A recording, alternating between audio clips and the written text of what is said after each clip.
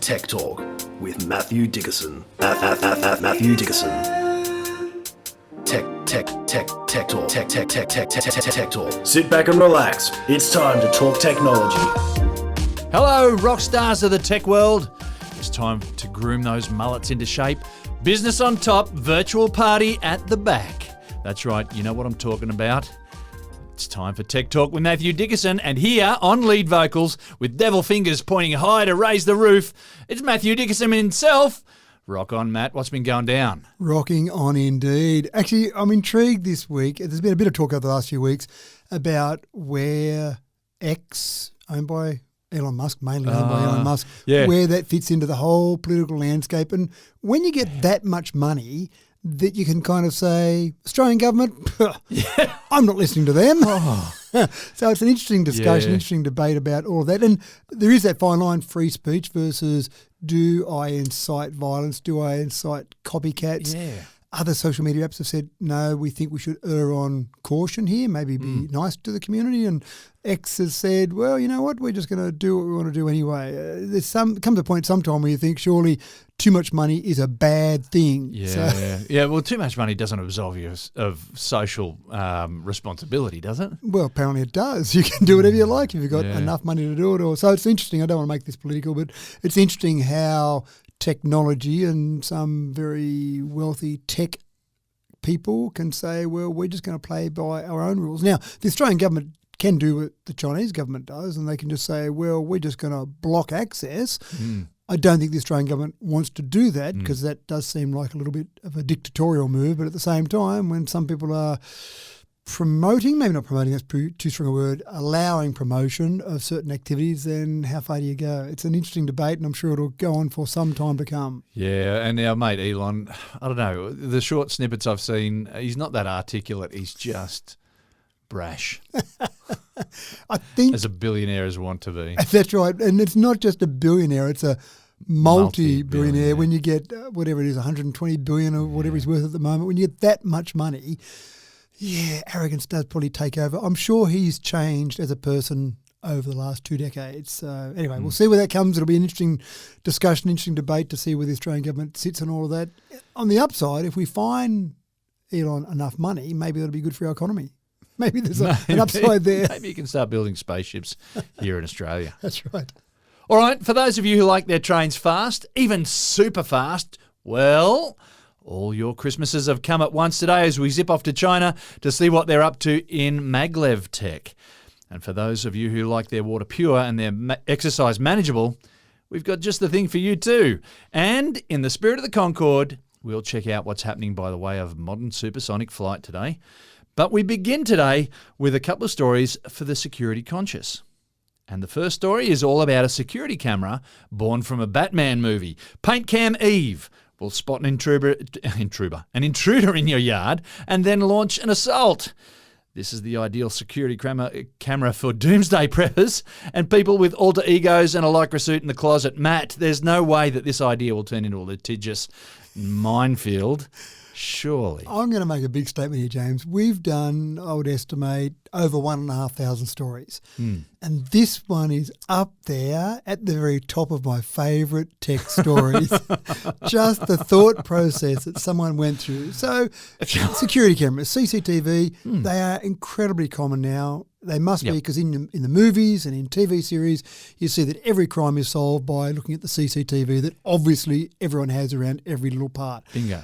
So that's not that unusual to have CCTV. It's getting cheaper, it's getting better, high resolution, 4K cameras, all fantastic. But the problem is, of course, what it allows you to do is it allows you to look at what happened after it has happened. So someone steals something from a shop or breaks into a home, you can say, oh, look, there, I can see Billy Bloggs breaking in and stealing my stuff, and then there's a process to get it back, etc. You've got to track him down, and then you've got to track the gear down that's already moved on to the next level. And I know when we've had things stolen from one of my businesses, the police have been very good in tracking them down. And, of course, you say, well, can I get my product back? Oh, no, that's long gone. That's been sold to some pawn shop or some private individual somewhere, and so bad luck for that. So prevention is obviously a good thing. Now, when people see cameras, they might say, well, maybe I won't break in or commit that crime because it's on camera and I might get caught, so I won't do it. So sure, preventative there. but there's no prevention like being bombarded with paintball. I've played paintball. In fact, my friend, and I say friends in inverted commas, treated me to a paintball trip for my bucks party when I was getting married. And so, as you can imagine, as the buck, then I was a bit of a target for everyone. So it was exactly what you want for a bucks party, one target and everyone else having fun at their expense. But paintball hurts a bit when you're playing paintball. Absolutely. And you're running around, you've got goggles on to protect your eyes, and you get hit by those little bits of paint, and they do sting a little bit. So I can just imagine someone coming along to break in, and next thing you know, they're being bombarded with paintball. You're probably going to say, I'm not going to stay here and continue on. Although maybe you do, because maybe you say, wow, if they've got some paintballs firing at me, they must have something really valuable inside. I'm going to wait till it runs out of paintballs and then I'm going to go. But the next step, if the paintballs don't do it, you've also got tear gas pellets. I read that in your notes and thought, oh, no. Like paintball, you can have a bit of a giggle as you're watching on the camera, but the tear gas, it's starting to get to next level, isn't it?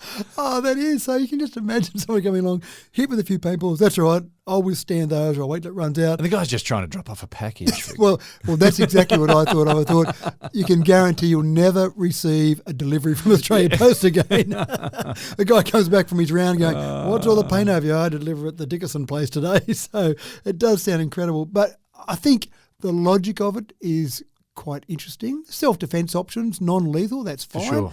It does give you verbal warning. So to be fair, it says, please move away, otherwise you'll be hit with some paintball. And you'd hear that and you'd think, yeah, sure.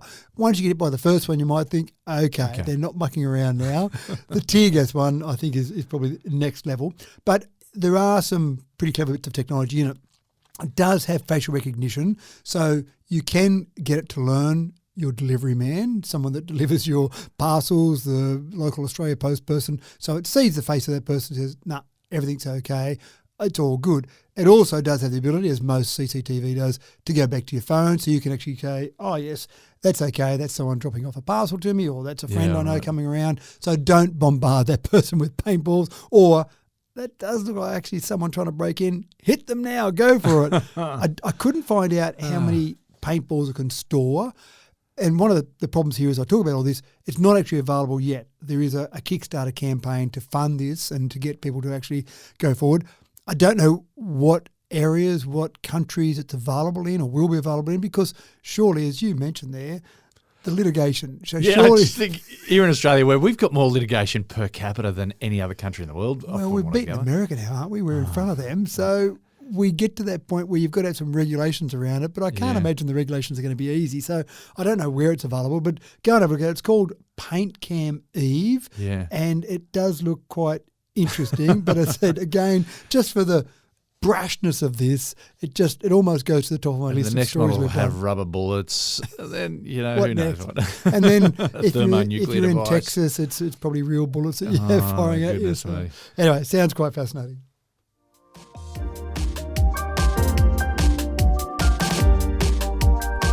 Well, slightly less crazy and slightly more in line with the concept of a reasonable degree of defence comes an AI doorbell from an Australian company that is far less likely to see you defending yourself in a civil lawsuit.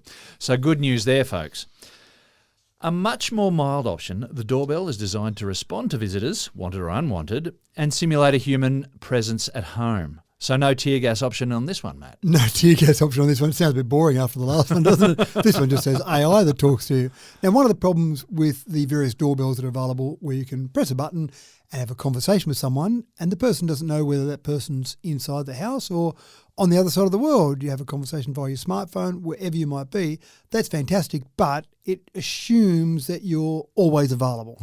You're in a meeting and suddenly you see the doorbell ring on your phone. You go, I've just got to duck out of this meeting and just see who there is at my door. And so it's not always perfect. You could be on a plane. You mightn't have access to the internet. You might be asleep somewhere else in the world that someone comes and rings a doorbell. So it's not ideal. And probably the crims, who are a bit clever with some of the stuff they do, they might ring the doorbell and they know what type of doorbell it is. They get no response. They go, right, well, this person isn't home, but they're also not available to see me breaking into their place, so I can go for it.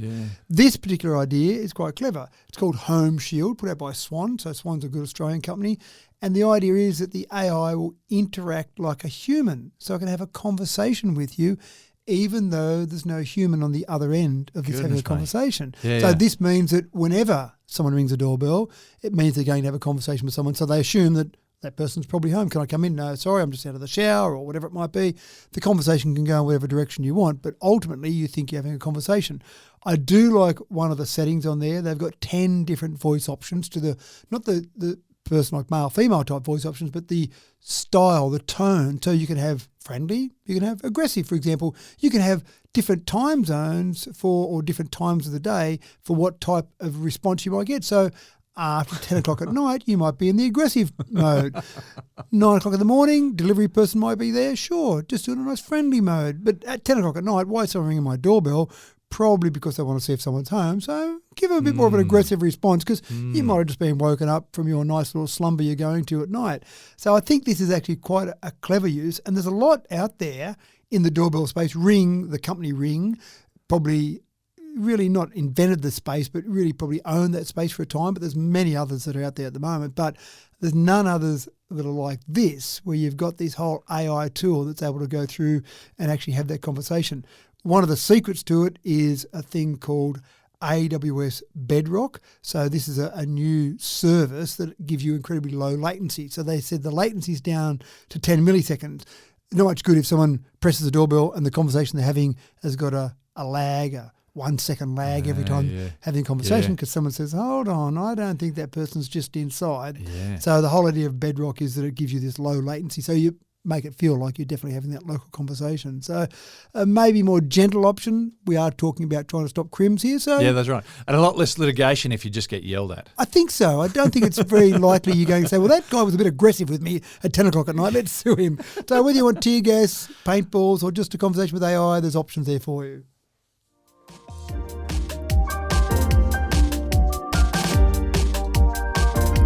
China is racing into the next quarter of the 21st century, and they're not looking over their shoulder to see what the rest of the world is doing. This time they're all excited about Maglev trains, folks. With near zero friction, you can achieve incredible speeds in a Maglev train that'll leave all but a few military aircraft for dead. And their goal is somewhere up around Mark 3, from what I gather. Matt, that is some fast rail action. I know, and I wrote an article about this, and people thought I made a typo when I was talking about going at Mach 3. Did you mean Mach 0.3? Did you have a decimal point in the wrong spot there? I said Mach 3.3, not 0.33, and that's exactly it, 3, Mach 3. So let's go back a little step. In fact, as you know, I was only in Japan a few weeks ago. I was on the Shinkansen in Japan, so they go up to about 320 kilometres an hour, and I did pull out my speed app on my phone, and I didn't quite get over 300 on that particular trip, but yeah, typically they can get up to that 320. Wasn't there one? I thought there was one in Japan that went 600. Well, they've done some testing on ones that have been getting up to 600, but certainly the Shinkansen in Japan, you look at it, you go, it's a strange shaped train. It's one with a really long nose, isn't it? Yeah, that's right. Yeah. And again, trying to reduce that air resistance, but you've got tracks that look like train tracks, and you've got wheels that look like normal wheels, and you think, wow, how do they do that? And presumably they just make it a very straight, very smooth track and then ramp up the speed and obviously low air resistance from that big bullet or the big nose that looks like a bullet. Then you've got China, and in China you've got some fast trains as well, but they do already have a maglev train, and I've been on this one as well. It was a few years ago I was over there, and there's a trip that you go from the Shanghai Pudong airport into Shanghai. Now, it's roughly, I think, 30 kilometres or thereabouts, and you do it in about 7 or 8 minutes. So that train can get up to about 430 kilometres an hour. So that's pretty impressive in terms of a train. And again, they haven't got a lot of those around China because the infrastructure, building the infrastructure is a bit of a challenge. And when you think, well, I've got train lines and I'll just make them a bit better, I can go 300 odd kilometres an hour. Go to Maglev, 400 kilometres an hour. For all the extra infrastructure, it's not really worth it. But let's now look at what China's starting to do with some maglev stuff.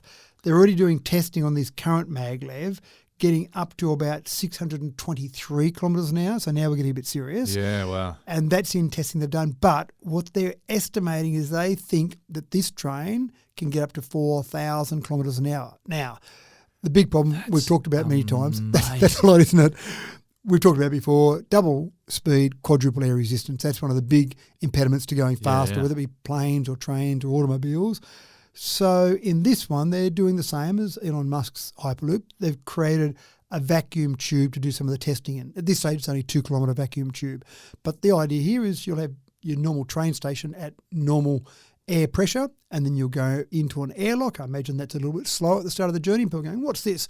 I want to go fast. This is meant to be a super duper maglev train. And then you go through the maglev and then sit back, folks, because we've got to get up to some speed and we've got to do it fairly quickly. Yeah. So they believe with the combination of maglev, so as you said, very minimal resistance because you're levitating on the magnets, you're floating on the magnets, and you're also being propelled by the magnets, you're getting up to very fast speeds along that. But then, of course, the air resistant, put this in a low vacuum tube. I'm not going to say vacuum because obviously there is still some air in there. Yeah. And then, of course, the train is a bit like a plane. It's pressurised. There's not a lot of oxygen at 36,000 feet, so you obviously have to be pressurised in a plane. Same thing here. You'll be in a tube that's got very low air pressure, reduce the air resistance, and then away you go in this tube. Now, there's a bit of work to get that air pressure reduced inside the tube. The tube has to be fairly strong to support the fact that there's a lot of air pressure pushing down on the outside of that tube. Underground, you would imagine mostly they would be. I just thought the pumping to get all that air out of a big tube, there's a fair bit of work to do there. You wouldn't want to have someone leave the airlock open accidentally for a little while because there'd be a huge amount of air that would rush in and that'd cause a problem. Assuming that you've got to board this thing, how they get people to board this thing through an airlock and whatnot. So, Well, I imagine they'd board at a train station at normal pressure and then you'd get on and then you'd go into an airlock which would then lock back behind you and then it would go into the low vacuum tube and then away you'd go. It all sounds fascinating to me, and I would love to see. I've got a major problem in Australia with the lack of very fast trains, the lack of even forget the very fast. We even have a lack of fast trains. Well, one of our problems is we're in a temperate region with temperature fluctuations that causes all sorts of issues for you when you're on rails. When you get on a track. But maybe with maglev, you're not having those same problems with the tracks on a train. Yeah, but you'd still have that tube. Oh, we're in a tectonically very stable sort of place as well. So. Yeah. Well, one of the things that gets me is the Melbourne to Sydney route. I look back at some pre-pandemic numbers. So there were 54,000 flights, actually over 54,000 flights a year between Melbourne and Sydney. That's number 2 in the world for flights between 2 locations. Wow. So it's a busy route. And then I looked at passenger numbers, nearly 10 million seats, not all full, but 10 million seats on those planes between Sydney and Melbourne in a year. That's the 5th busiest in the world by passenger seats. Wow. So if ever there's an argument for a train between 2 locations, then surely Melbourne-Sydney is that argument. So building a very fast train there would be fantastic. Doing it at 4,000 kilometres an hour, well, that's a little way away. But even doing it at 600 kilometres an hour, the thing that I love about train travel, if the train leaves, and particularly in Japan, if the train leaves at 9:02, you turn up at 9:01 on the platform and the train will be there at 9:02 and you walk on and get on. You don't have to line up for a long time getting through a whole bunch of security. You don't have to be there half an hour before for your bag to go through. You travel on a plane. Some flights I go on, I'm spending longer at the airport and going through all the security and getting my bag checked in than the actual flight because the flight isn't usually that long. Yeah. And then when you land and take off at an airport, they're typically out of the city centre. Trains typically go into the city centre. So there's a lot of time to be saved at both ends. So many pluses here. So even if we did if we did Sydney-Melbourne at, say, 400 kilometres an hour, the actual travel might take you a bit longer, but the actual trip door to door would certainly be faster. So I hope that maglev really gets going in China. I hope the technology is developed to the point where it's cheaper. Maybe they'll have some second-hand trains. Sydney to Perth in less than an hour. Yeah. You could commute. You could live in Perth and commute to Sydney. And again, the problem I have there is just the cost of that infrastructure. Yeah, so that's right. it would be hard to justify that one. But that's where I look at that Sydney to Melbourne because it's so heavily trafficked now. 10 million seats. Sydney to Melbourne. Imagine just a train that went in each direction every half an hour. A lot better for the environment, but again, you'd be there so much quicker. If you live near the train station, and let's say they've got a 200-kilometre track, you're ducking home because you left something. I just left something at home. I'm just going to go and duck home. Back in a few minutes. Back in a few minutes. So the G-forces, it's not going to hit 4,000 kilometres an hour in an instant, but the G-forces still. It's still got to get to that speed, You're going to have to do fighter pilot training, aren't you? That's right. Put on this compressed suit to be able to get on there. So it does sound fascinating. But maybe with some of these developments around the world, if Australia's not taking off like I'd like it to, maybe we get some second-hand ones from somewhere. So maybe some second-hand trains out of China, out of Shinkansen's out of Japan and go, well, you're not using those anymore. You're going to Maglev. We'll just take your old rolling stock and just do 300 kilometres an hour and you can go and take off. It is quite fascinating. So keep an eye out for that one. And look, Hyperloop is being developed, so maybe there'll be some competition there with some Maglev over in China and some Hyperloop maybe in America. But again, it's developing and developing quickly, and then you start to wonder, do we really need all that plane travel, especially as we start looking at the environmental impact of plane travel? Well, the other thing is it's enormously energy efficient because you're not dealing with heat losses and friction and whatnot, and you're only turning on the bits of the magnet that are in front of the train and behind the train to give that acceleration or the braking effect. And so it's just an amazing sort of thing. You do have to keep, you've got electromagnets that are made with superconductors, so you've got to keep them cold. So that's where the big costs are. Yeah, and so you're right, energy-wise, but when you're flying in a plane, there's an amount of energy that you spend to get up there to the height that you need to get to, and the amount of energy you're spending to actually keep it airborne. So you're not all of your energy can say you're transferring that to forward motion, whereas in a maglev train, there's a huge amount of that energy that goes to going forward. So that's pretty exciting. Anyway, quite fascinating. I do love fast trains. I'd love to see many more of them. Space, as we say so often. Or at least some in Australia.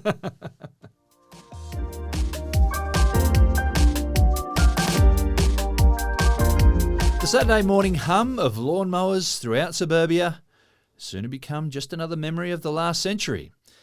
Garden tool manufacturers are predicting that with impending developments in battery technology, the end is nigh for the familiar smell of lawn clippings mixed with petrol fumes.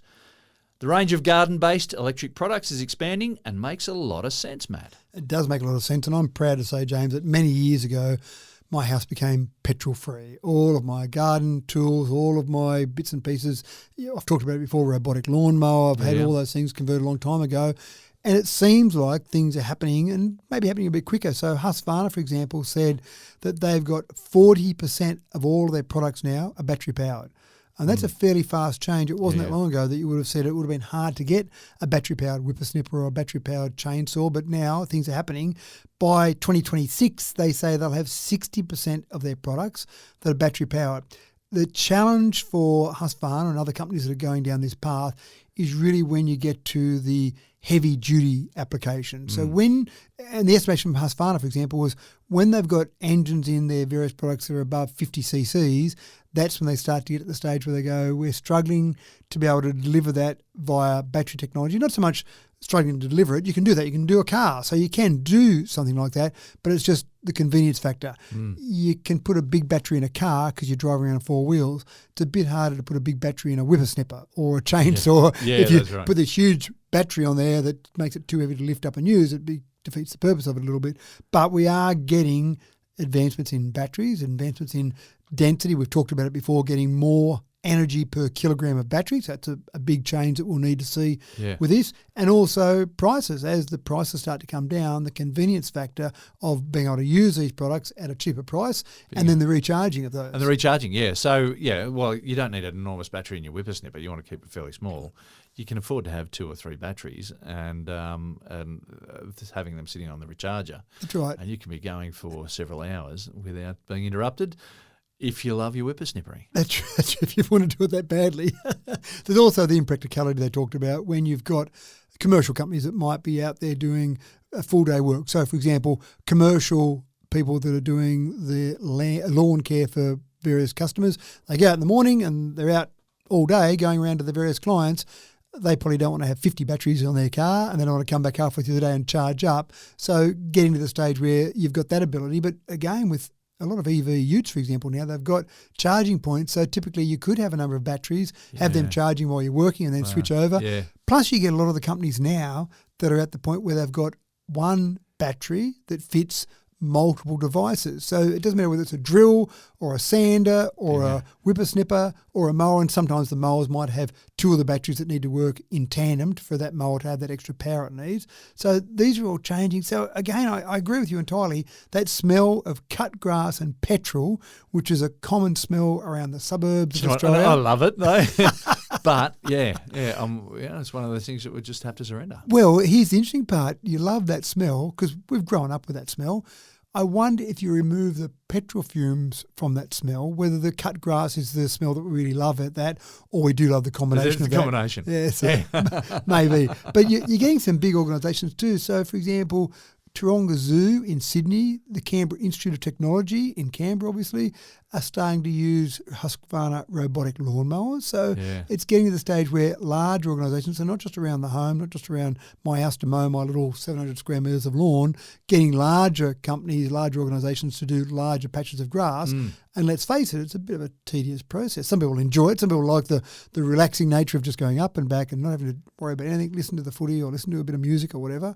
But when you've got to do it to keep the grounds nice for a commercial entity, then it becomes a bit of a chore and becomes a cost chore. Did I also read somewhere battery-powered tractors as well? So you attach like a, what do you call it, the slasher attachment to them, and you can do big paddocks and stuff? Well, here's the thing that I've always thought made sense to me.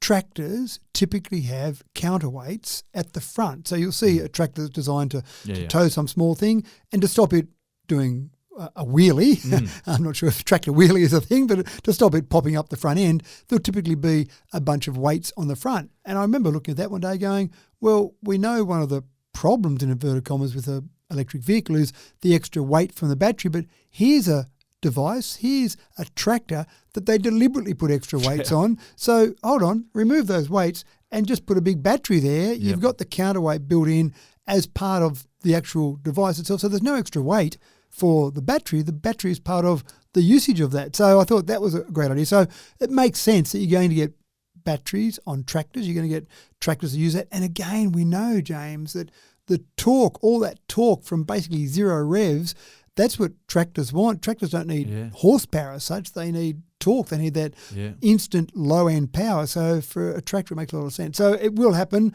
You just got to get people to get their head wrapped around the idea of EVs in everything they do. There's a bit of pushback from the petrol heads too. But look, I've got a petrol whippersnipper and a battery-operated one. I never use the petrol one anymore. It just needs servicing, and it's just messy. And I've got to mix up the fuel for it. For the it's just annoying. And if you actually did the cost of it, if you calculate the cost, not that it costs that much to run a whippersnipper, but if you did the cost of a year of running a whippersnipper, how much petrol you'd buy for it, it would be a lot more expensive to run than a whippersnipper on a battery. So it makes sense from that perspective. But things are changing.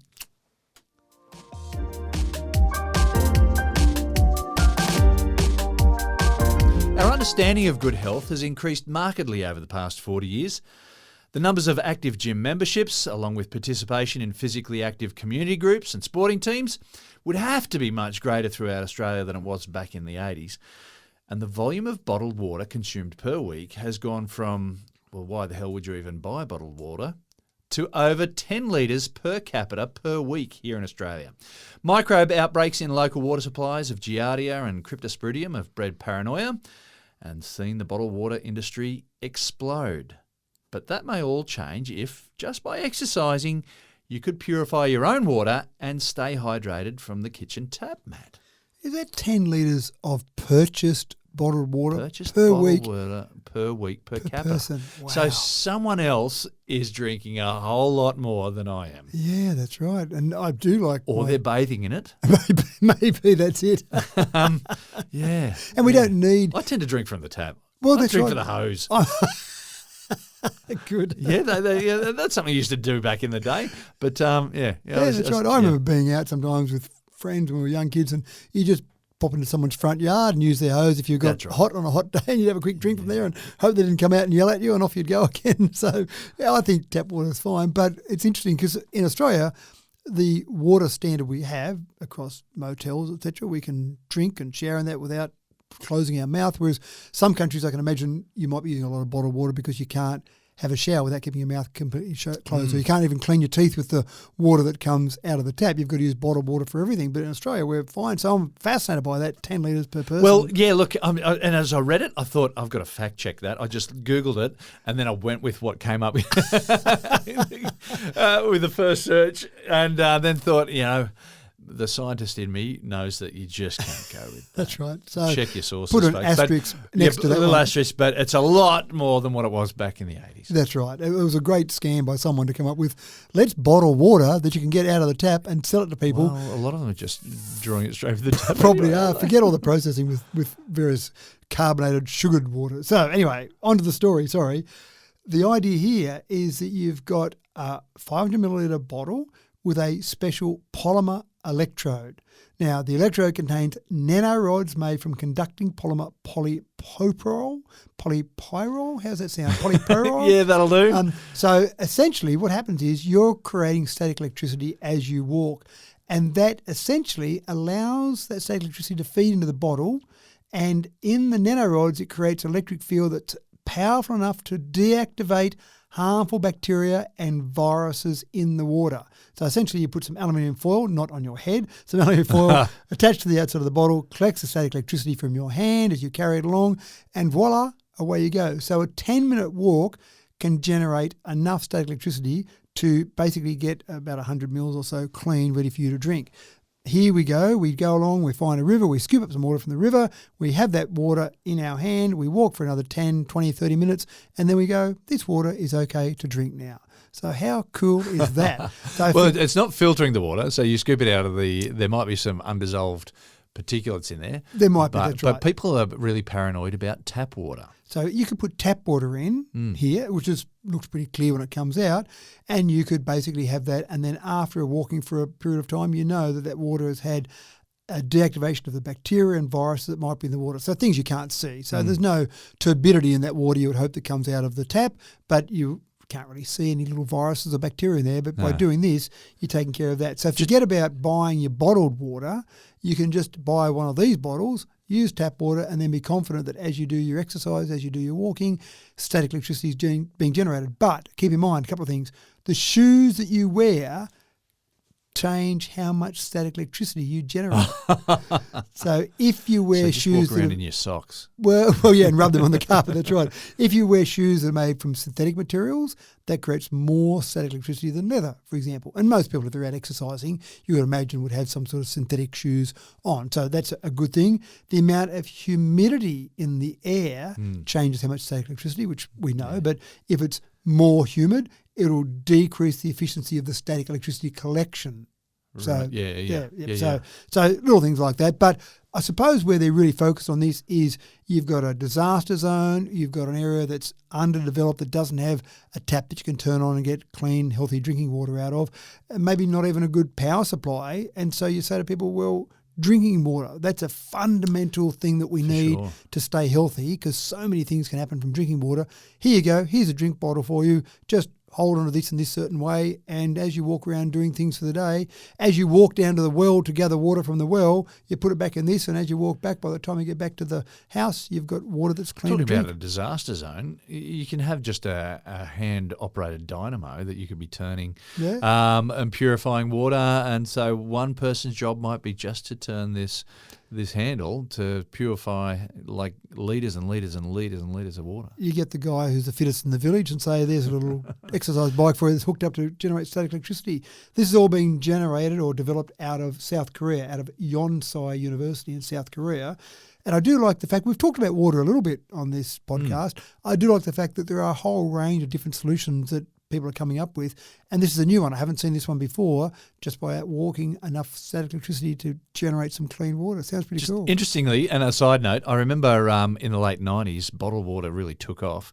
Sydney had a Giardia cryptosporidium outbreak, and I remember we were all boiling our water back in those days. I think it was about 97 or 98. But I think the issue wasn't that there'd been an outbreak so much as our testing equipment had improved and realised that we were able to detect it more easily. So it was sailing through before and no problems here, and then suddenly...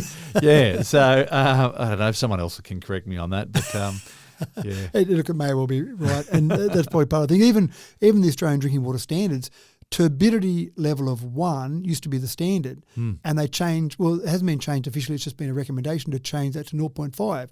So again, same sort of the concept where water that was being treated and it was going through at 0.6, 0.7, that's all okay. It's below 1. Now, that water, we better do something about that. You better boil it because the turbidity is at 0.5.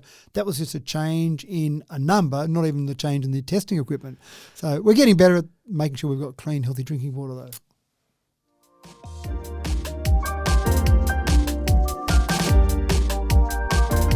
Griefbots are probably not something that you're terribly familiar with at the moment, but they are essentially, just as the name suggests, an AI to help you through the grieving process. They're designed to enable you another chance to talk to a loved one who has passed away. Matt, this one might take a little while for the heebie-jeebies to pass, I feel, don't you think? Well, there's a bit of debate about this as to whether it's a good idea or not. And I think it's more about the time frame. And I know my mum passed away a few years ago, and I used to ring my mum randomly. There'd be something that would pop up or something that I'd see, and I'd go, Mum would be interested in that. I'll give Mum a quick call. And for the first couple of months after that, I found myself doing that, and then I'd go, I can't give Mum a call now. And sometimes I'd ring one of my family members, ring one of my siblings and say, I was just about to ring Mum and tell her this, but I thought you might be interested as well. And so probably that was my way of dealing with that, because obviously I couldn't ring Mum, so I still wanted to have a conversation with someone. And I think that's where we're going with some of these things, by feeding data into a Griefbot. And that's a new term, a term that I didn't think I'd be using a few years ago. By feeding data in, so you get their voice, you get some samples of their voice. We know we've done it on this podcast where we've sampled both your voice and my voice and ended up with some voices that were very similar, if we were Americans, to what our voices sound like. Yeah. And then you feed in some information, so some emails, for example, some messages, some text messages, anything where this particular person has written things down, and then the AI in this Griefbot will take all that and then will use the same type of language and simulate the voice of the person that they've actually trying to replicate. Now, I can see this being useful at a funeral, for example. You didn't get a chance to say goodbye to our loved one. Go over in the corner there and you can have a conversation with the loved one on the day of the funeral. People are very emotional. People might want to say their last goodbyes, and they might feel that they're connected to that person there on the day. Doing it 6 months later, I'm no psychologist, but I just don't know whether that sounds healthy, and that's a part of the debate about that. So drawing grief out. Yeah, that's right. Now, the debate around this says that there's no real evidence yet to show that this is actually helping people with the mourning process, but it's early days. You haven't got a lot of data to talk about with Griefbots to see whether it's helping. But some experts are saying that it might help in those early days, but then as it goes on, then short-term interaction compared to long-term interaction, is that actually going to be helpful? So you might get to the point some people might be emotionally dependent on this Griefbot and really have the Griefbot as part of their life on an ongoing basis, which doesn't sound like it's going to be a healthy thing. But we're exploring this whole world, James, of AI. We're exploring what is consciousness. So many new things, yeah. What is a person? If this Griefbot gives me the same answer as a loved one would have given me, what's the difference? Some of my kids don't live in the same town as me, so most of my conversations with them are via a phone call. Well, if I got the same answer, the same interaction as a phone call, what's the difference there between the real conversation and a Griefbot? It's a hard one to know. Bingo. And I just think it probably opens up a can of worms here, but you might be able to have a conversation with someone like Robert Menzies, John F. Kennedy, Albert Einstein. Martin Luther King, Albert Einstein. Yeah, that's right. Just these resurrecting these people from the grave to have conversations with. So when you pick Albert Einstein, for example, and you say, let's feed his voice and his lots of written words from Albert and obviously lots of his voice into an AI tool, and then say, okay, you are developing your theory of relativity, and now we've got all this information. We've shown some of your theories to be correct. It took a long time for some of them to be shown to be correct. With the general relativity was a big one, with the tools, with the actual physical tools. Obviously, Albert very much a theoretical physicist, and then someone had to go out and do the practical side of that. Now we've got all this information, Albert. What's next? If you're alive today with all this extra information, what would you next come up with? I don't know whether this tool using all of Albert's information. You might just say, "Oh, leave me alone. I just want to go back to sleep." That's right. I've done my work. You built on it. Good work to you. So, Griefbot, that's a thing to explore, maybe-ish.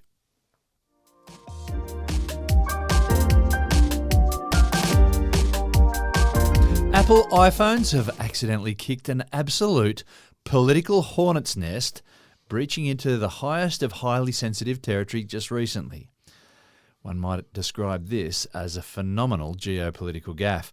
Matt, if I were texting someone on an iPhone, say, anything about the capital city of Israel, which of all the emojis would you expect Apple to offer up? Well, this is the problem, isn't it? I don't want to get into politically sensitive areas. Apple doesn't want to do that. There's no value for them. But with the latest update, iOS 17.4.1, if you type in Jerusalem, you get a very helpful predictive text feature that pops up a Palestinian flag.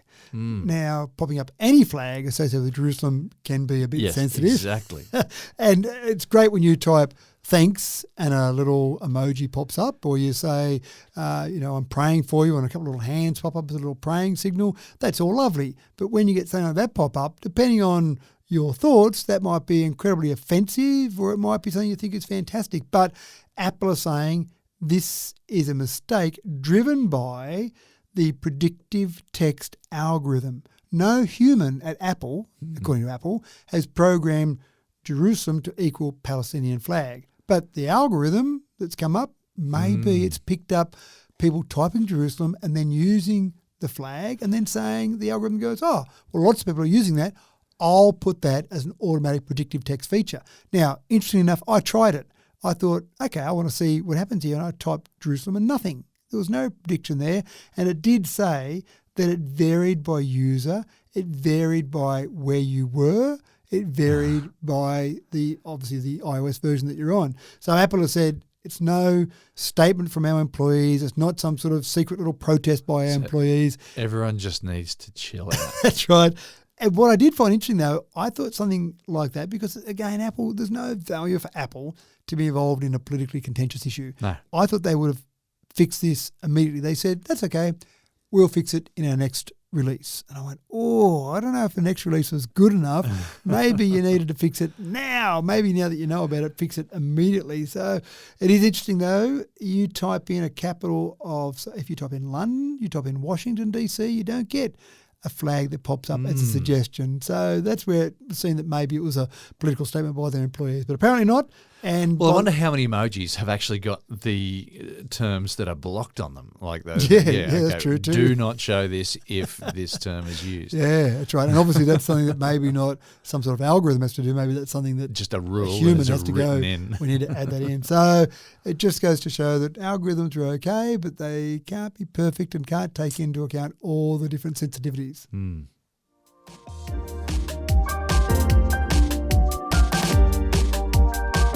Seasoned video editors amongst us are highly likely to have come across the classic Adobe software, Premiere Pro, as they fine-tune their art. Having used it myself, it's helped me make threateningly monotonous family videos a little more watchable, but I reckon I only tapped into about half of its potential. The folks at Adobe acknowledged this, and so to give your videos a little more edge in 2024, they've dropped in some AI functions, and now everyone can be just like James Cameron. What do you reckon, Matt? Is this going to fire our creative juices or just simply cover up a lack thereof? Well, I think you're being incredibly generous with my skills. My skills saying 50%. I reckon when I use something like Premiere Pro, I'm scratching about 5% of the potential tools that are there, because you've really got to be into it and using it and absorbed by it to find out all the wonderful little features that are in there. Yeah. But wouldn't it be easier if we could just type some text in and say, can you blur that person's face in the background? I don't want them in the shot. That's a complicated process to do if you're doing it on Premiere Pro or any video editing tool. But if you just tell a tool to do it, wouldn't that be better?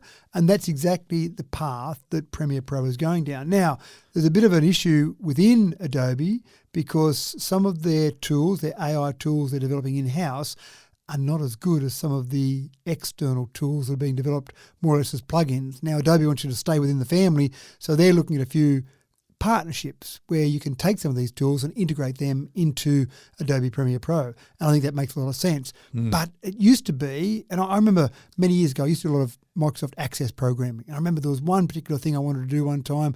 It was something simple like removing the X in the top right-hand corner of the program. I wrote about 20 lines of code to do that and make it all work. And the next version came out and there was a checkbox that said, remove X. You could tick it or not tick it. And I've gone, all that programming I did, what did I waste my time on that for? And I wonder whether some video editing people that are specialists in this are a bit concerned because they go, well, to put that smudge on someone's face or to do some wonderful little thing in my video editing, it's a lot of skill, a lot of experience, a lot of practice to get there. And now, what? You're just going to tell an AI tool to go and do it for you? What's the point of all that work I've done and all that experience I've got? But to make the average Joe Blow like you and I make their family videos a bit better or some little basic video, I love the idea of being able to just type in text and say, please go and do this for me. And then you watch it and you go, done. How did you do that? I don't care. It's done. Yeah, that's right. Yeah, so keep an eye on that. I think we're going to see a lot. There's obviously other competitors to Premiere Pro. Vegas Pro is another one, obviously. There are ones out there, and I just think we're going to see more and more AI integrated in all this, which is better for those movie nights at home, surely. It's going to be much better for those family home videos, they can get pretty long, can't they? Particularly for other people. But if you can soup them up a little bit. Yeah, that's right. Go and make this more interesting. You might find, though, your 20-minute video, you tell AI to make it more interesting and it ends up a 30-second video. Maybe that's not quite what you want.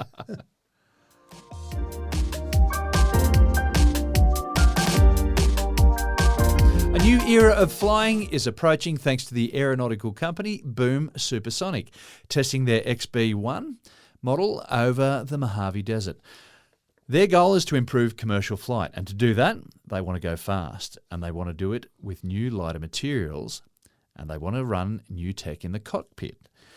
Look out, Buck Rogers. Here comes the XB-1. Matt, what's all the hubbub about? Well, this is the new Concorde, finally. I never got to fly on the Concorde, and I would have liked to have flown on the Concorde, but didn't get the chance and whatever. But we all heard that supersonic travel was basically gone. Once the Concorde was retired, that was the end of it because, we've talked about it before, you get a plane that goes really fast, then it takes a lot of energy to do that, and we're trying to be more energy efficient in what we do. So it was probably dead. But Boom, and we've talked about Boom before when they made some announcements on things they were doing, some testing they were doing. It just gives you an idea of how long it takes to get to the stage where a plane can go from an idea, a couple of guys sitting around having a discussion, to actually being a plane that people get onto. 2014 was when the founder, Blake Scholl, basically created this company. So there was probably some discussion before that, but 2014, I'm going to go and make a supersonic plane to replace the Concorde. At this stage, now, here we are in 2024, the best we've got from Boom is a 1/3 size model that doesn't fly at supersonic speeds, but is testing out things.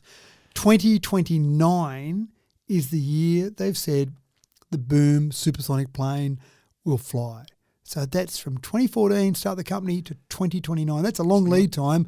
You presumably can't sell your first product until 2029. They've already got 130 orders for planes from major airlines. That's assuming everything goes to plan. But this is the first step, well, not the first step, this is a step along the process. So they've got their XB-1 prototype. It flew in March. Flew for 12 minutes, flew up 2,171 metres, flew at 439 kilometres per hour. That's not supersonic. So, well short of supersonic. Well short. Now, I'm going to have a discussion about supersonic in a moment, what that means.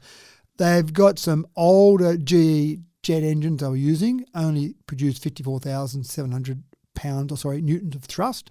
So not fantastic for doing that, but they're really testing construction materials, testing the aerodynamic design. It's a lot of work to go to take it out of a wind tunnel, put it up in the air and test all these things. They've got augmented reality vision they were testing out, carbon fibre composites they're testing out.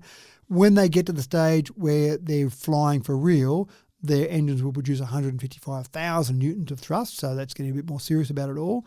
But it seems like it's going to happen, and that's the exciting part here. So I'll get a chance finally to fly on a supersonic plane at some stage. The Overture, which is what they'll call it, will house between 64 and 80 passengers, depending how individual airlines set it up. They're talking about Mach 1.7, so not as fast as a train, but still not too bad compared to normal planes. And again, hopefully by 2029 we'll get there. Now, I just want to have a quick discussion about when we talk about Mach. So Mach, obviously people Mach 1, speed of sound. So what's the speed of sound? Well, interesting question there, James. Speed of sound varies with temperature. So when we talk about the speed of sound, you can use the formula. The speed of sound is 331.3 metres per second plus 0.606 multiplied by the temperature in degrees Celsius. So at ground level, if you're talking about... In year 11, we just use 340 metres per second. But anyway, let's keep going. Well, and that's often it, because if you said 20 degrees Celsius, that's about right. You'd get to around that 340 metres per second. So at 0 degrees Celsius, 1193 kilometres an hour. 20 degrees Celsius, 1236 kilometres an hour.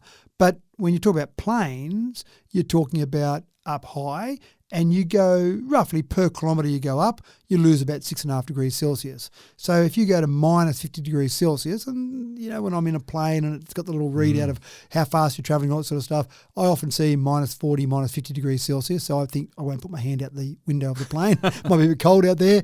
At minus 50 degrees Celsius, you're talking about 1,083 kilometres an hour. And the reason I mention all this, which sounds a bit technical and potentially boring, but the reason I mention all this is that we just talked about Mach 3.3 for a train, but that train's probably going to be at sea level-ish and at temperatures of maybe 15 to 20 degrees Celsius. So we're talking about there, Mach 1 for a train might be 1,236 kilometres an hour at 20 degrees Celsius, but Mach 1 for a plane, given the fact that it's going to be up at, say, 10,000 metres, might be 1,083 kilometres an hour. So when people talk about Mach and they're going, this train goes at Mach 1 and this plane goes at Mach 1, I'll get there quicker on the train travelling at Mach 1 rather than a plane. And you know the classic question that you ask to trick people, which is heavier, a kilogram of feathers or a kilogram of lead? And people go, oh, that's a trick question. Everyone knows it's a kilogram. Well, there's a good trick question here, which is faster, Mach 1 on a train or Mach 1 on a plane? And in this case, Mach 1 on a train. Yeah. And so it's interesting that we measure something in terms of, why don't we just say how many kilometres an hour or how many metres per second this plane or train is travelling at. We've come up with this Mach 1 measurement, a bit like when we talk about volume, how many swimming pools is the volume measurement. In this case, it's a funny thing that we measure the speeds via Mach, and even though Mach is not a consistent measure, when we do other measurements, we try and have a consistent standard. So anyway, just an interesting little aside there. But again, I'm excited. 2029, maybe 2030 before it gets to Australia, supersonic flight, I want to be there. Yeah, and that'll be amazing if you can commute, backwards and forwards from places like Sydney and Darwin and Sydney and Perth and whatnot. Bring it on. Yeah, well, Sydney, Melbourne, we've talked about that, getting up to Mach 1.7. Well, it's already, is it down to an hour already, Sydney and Melbourne? No, we're not flying that. It's typically an hour 20 or something. Okay. Because you're only going about, I think, top speeds there, 900 kilometres an hour maybe. Yeah. So, and it's about 1,000 kilometres, say, and then you've got to take up and get to speed and all that sort of stuff. So, yeah, it might even be an hour and a half. I can't remember exactly. I think Sydney-Brisbane's more like an hour and a half, and maybe Melbourne's a little bit less than that. Yeah, right. Mm-hmm. And with that, it's time to bring this plane into land, folks. Clear the runway. We're coming in hot. Thanks for another cracking tech talk, Matt. Well, I am a bit concerned because I've just got this camera I can see in the corner of my eye, and it's just turning around to face towards me. So I don't want to walk out of here all different colours. So we better get cracking, James. It's going to hurt. I'm thinking of the merits of booby trapping the outside of the house and leaving the rest to ChatGPT. Let's see how we go with the front door cam, just for the gigs. Thanks for tuning in again, folks. Tech Talk with Matthew Dickerson comes to you 99% sugar-free with no traces of nuts, lactose, gluten and egg protein or shellfish. So you know it's good for everybody. I'm James Eddy, urging you to join us again in 1 week's time, and we'll have a brand new episode ready for you to freshly unwrap. You can smell the freshness bursting from the first click. Don't forget to share us with your friends. We'll catch you then.